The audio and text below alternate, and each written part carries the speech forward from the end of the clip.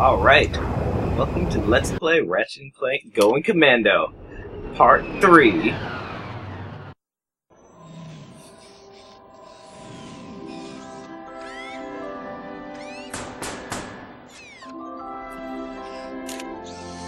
Yes, may I help you?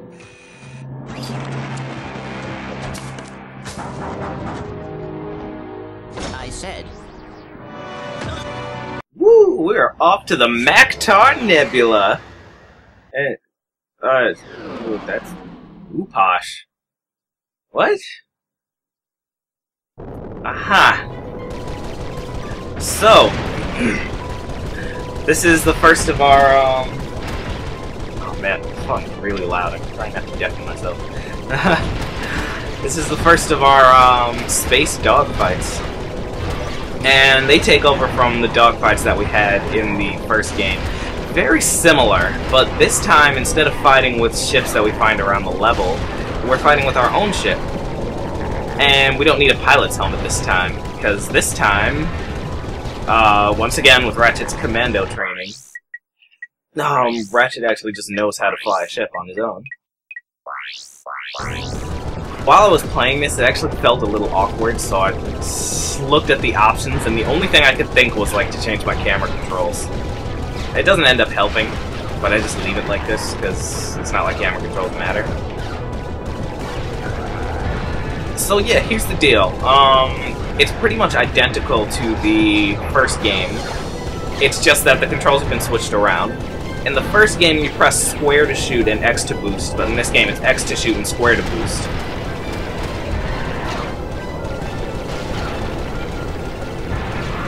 Just like the first game, you've got, like, you know, your regular blasters, but you also have missiles, and your missiles are in a limited supply. What's different, though, is that this time, instead of just a regular health bar, you see, you now have two sets of health. You have a shield, which, if you notice when I started the level, there was this blue shield around me, and that protects my health. There are these little, like, rhombuses around my health bar, and that's my shield meter. My shield got taken out pretty quickly because I'm kind of sucking. The controls are feeling awkward to me. You know how that is? That's why I went and changed the camera controls. But I'm hoping I'll just do better later on.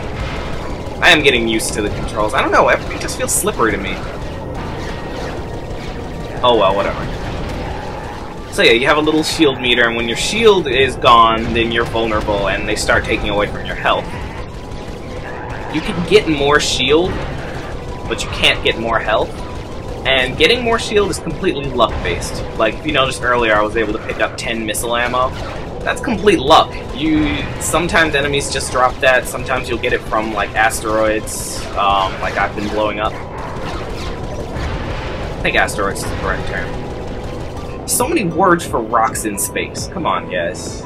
Asteroids, meteors, comets, meteorites. Well, whatever. We're done here. Oh, I also forgot to mention that we have a boost meter now. But that's not really important. It's important for later. But not right now. Boosting is useful, though. I'm glad they added it. But yeah, now we're in the Maktar Nebula, and we're on the Maktar Resort. So, my first order of business, even though I have missions to attend to, my own order of business is I gotta get 15,000 volts for the Blitz gun. And there's something on this level that I refuse to do without the Blitz gun. So yeah, we gotta get this first. And let me just say that this recording session with Maktar Nebula, this really turned out to be a mess. Like, whatever you're thinking the problem is, no, it's really bad. But we'll get to that later. For starters, it's not actually that bad. Oh yeah, you see those weird, like, thingies that are floating? There's, like, one to my right. I gotta add, like, some little text things to point them out. Huh, I guess I shouldn't have mentioned that, because you would have already seen the text. Anyway, those things, in the original version of the game, they are animated. They, like, float up and down. and when you hit them, they like shatter into tons of pieces, and it's actually really satisfying. But for some reason in this game, they look weird, like the texture isn't fully loaded. They're also not animated, and they're not solid, which means you can't break them. Yeah, those things in the background. It's kind of disappointing, and it makes me feel like some of the parts of this HD collection are kind of lazy. Oh well. I still think it's a good collection. I mean, if it was like sucky ports, I obviously wouldn't be playing some collection.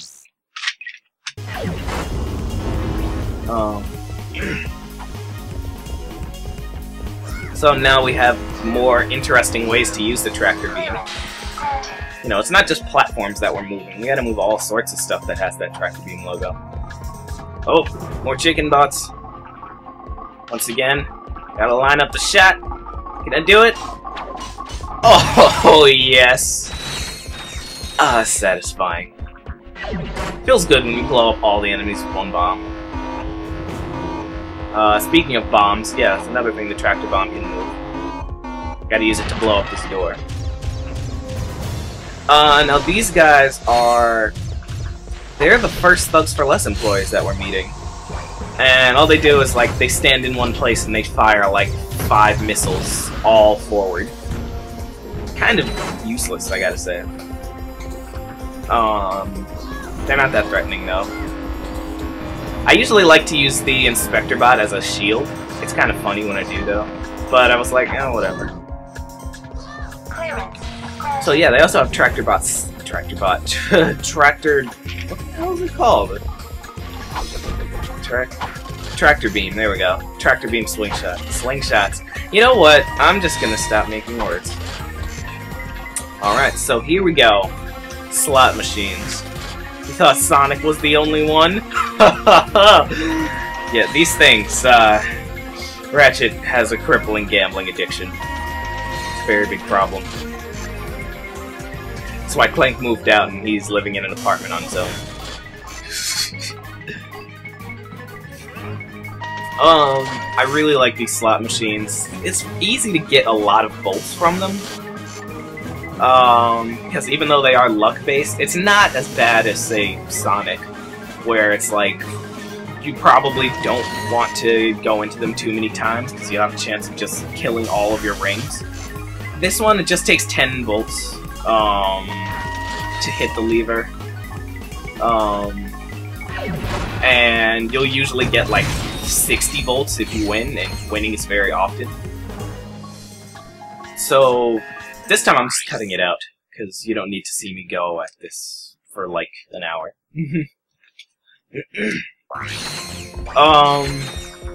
But I don't know, I like the slot machines. One thing that kind of freaks me out is, when you... what is it? I can't... oh yeah, when you get 3 explosive crates, the machine explodes, and for some reason there are chicken bots inside. I don't know, they used to freak me out. I would just hate when it exploded, because it's like, where the hell are the chicken bots coming from? And how did they survive the explosion? When you revisit, if you decide to revisit this level later, and you play the slots, the chicken bots won't be there. If the machines explode, they just explode and you get bolts. I don't know, but, you know, chicken bots used to freak me out. It's not like chicken bots are scary or anything, right? So... this is already the end of this section of the level. It's actually surprisingly easy. It's just, I don't know, I like that section of the level because it's pretty, innovative, I guess you would say, with its tractor beam. What's his face? Yeah, speaking of tractor beam innovations, now we have to use the slingshot, oh my god. We have to use the slingshot with bombs, and I totally had that one. Yeah, for the upper ones, yeah, I forgot to change my camera controls back. For the upper ones, you just have to pull the slingshot all the way back, but for the lower ones, you kind of have to gauge how far you need to pull. cool, and a little camera 360 there. Gotta have that freedom with the camera, you know?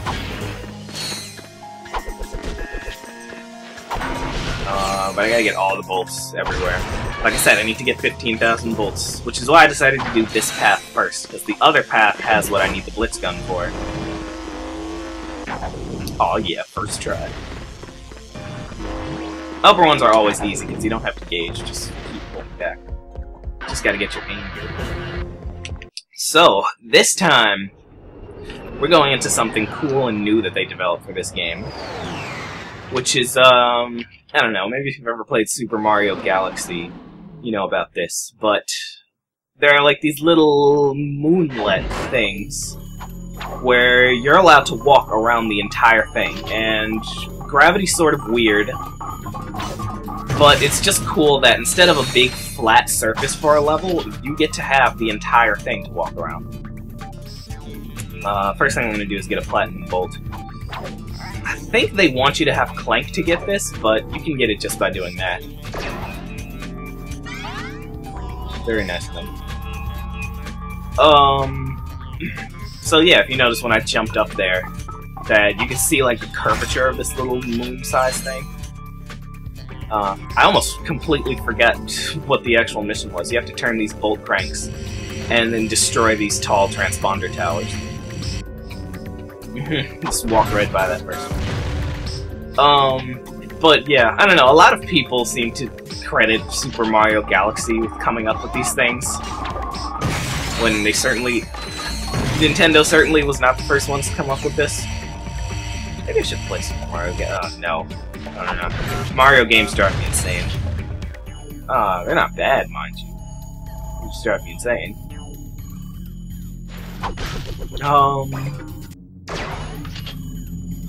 So yeah, that's basically all I have to say about that. Ratchet and Clank wasn't the first ones to do these, like, rounded areas and you can go around the whole thing either.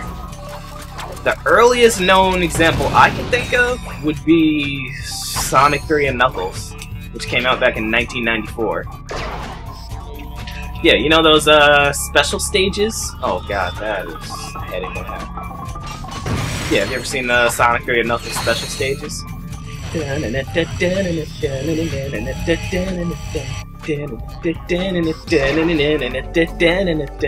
my god. This music's addicting. Yeah, if you know about the special stages, then you know that they are basically this. It's, you know, that big circular area and you walk around the whole thing. I guess it's a bit easier to do on a 16-bit console, since it's not actually a 3D model of a planet, it's just like a looping map. You have to have some curvature. But I mean, I gotta say, it was pretty, revolutionary for its time. I doubt anyone really noticed it back then. They were just like, oh wow, look at these cool 3D effects, even though Sonic 2 had them too.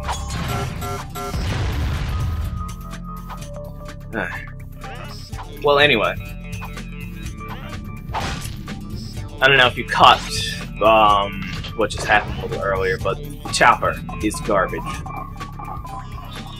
It's like it just constantly misses and bounces around on walls and doesn't really do a good job at doing anything. And the fact that you have to stand still when you throw it as if, like... Why do you have to stand still? Is it like the weapon is so good that you need to balance it by making it so that you can't move when you throw it? No, that's garbage. This thing sucks. Here I demonstrate the weird gravity of the planets. When I throw weapons, they don't just fly forward, they actually follow the curvature. They'll just keep going down until they explode. I think that's a pretty nice touch. Anyway, I think this is our last transponder. Nope, one more. Fortunately, all the transponders have huge towers of light around them, so you can easily see where they are from a distance. Yeah, this game is very nice. I don't have any more gravity bomb ammo.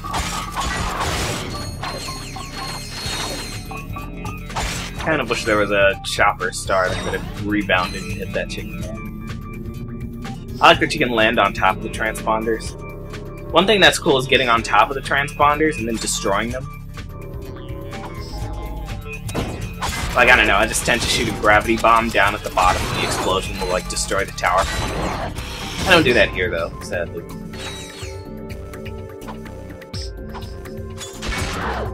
Yep, look at that thing bouncing around under the floor. The chopper is sort of first in a long line of star weapons, but disc blade weapons. Good work, my boy! You are proving to be invaluable in this underwear. Anywho, it appears the thief is now under the protection of thugs for less. But I may have found a way for you to insinuate their operation. Is it dangerous? No. Actually, yes it is. Good. Take a look at this. The wind in your hair, the sun on your skin, the bugs in your teeth. We are the Desert Riders. Before I became a desert rider, I didn't fit in anywheres. I had low self-esteem, bad breath, and a thing for ladies' undergarments. But these guys understand me. They really do. Yeah, I'm just here for the bake sales. Oh yeah, I also make these cute gloves for all the guys. So if you've got what it takes, use this temporary membership to enter the most grueling hoverbike race in the galaxy. Win it and become one of us. Desert Riders, the #1 leisure choice of thugs for less. Desert riders all use Megacorp bikes, so I just had to pull a few strings. Contract me as soon as you get more indignation. Fizz Widget, out. So, as I was saying about the chopper, it's the first in a long line of disc blade weapons. And I'm actually glad they kept making them, because every single disc blade weapon, like from this point on, is actually really good. The chopper is sort of the worst offender. With the exception of the one in Tools of Destruction, that one is complete garbage.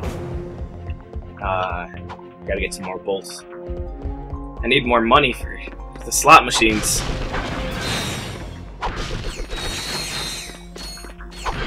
So yeah, we'll see more disc blade weapons as we get into the series. I think there are... I can only think of 2 other ones, actually, because I know there's one in Deadlock. And the one in Tools of Destruction is the same one in A Crack in Time. But it's different in A Crack in Time, so I guess I'll count that as 3 other ones.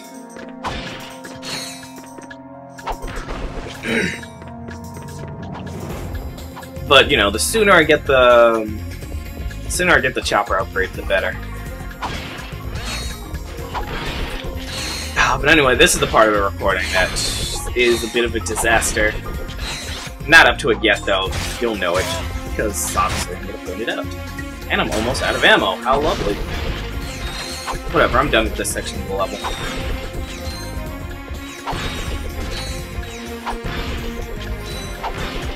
Ratchet needs to cause destruction wherever he goes. Like I said, I'm crazy about getting bolts in this game. This game also introduced something that made getting bolts a lot better.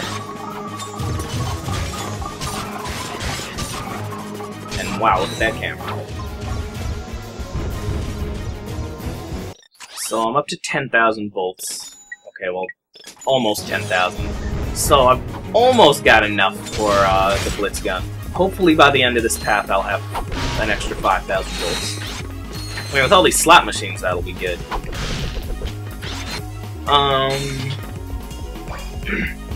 So yeah.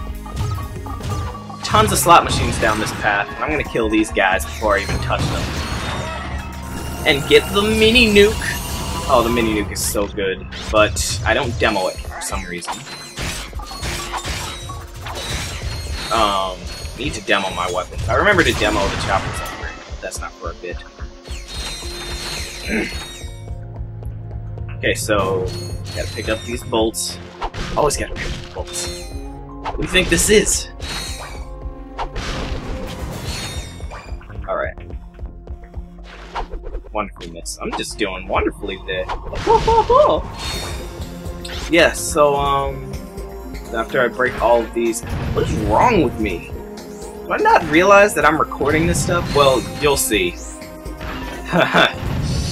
Yeah, you, remember Ratchet's gambling problems? Yeah, they sort of, they cause a problem here.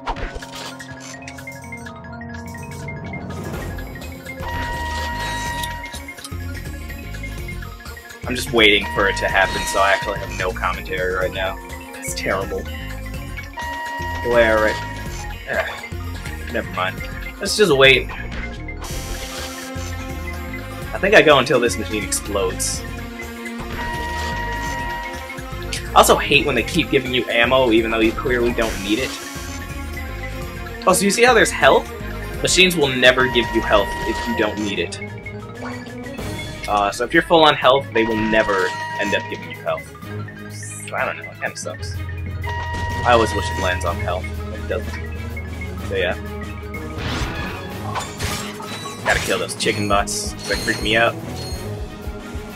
Yeah, okay, so you remember Ratchet's gambling problems? Yeah, well, he ended up gambling away half the recording. Yeah, here's the thing, I decided to cut out, me going to all of the slot machines over and over and over. But I forgot to resume the recording until I got to more slot machines. At which point I was like, oh crap. Because now I gotta cut out more. I do come back right here to show that I did get the skill point and I got the jackpot, which gives you 300 volts. And I got the trophy, Clank needs a new pair of shoes. That's the name of the skill point. But yeah, I decided to go ahead and get the rest of these slot machines off camera, because you didn't need to see all this. See, I don't even wait for this one to explode, I just play at it for a bit, because if you notice, I'm finally over my 15,000 volts. All thanks to gambling. Remember, kids, gambling's fun. Surprised the HD collection didn't replace all the slot machines in this game with a dumb, frustrating card game. Ugh.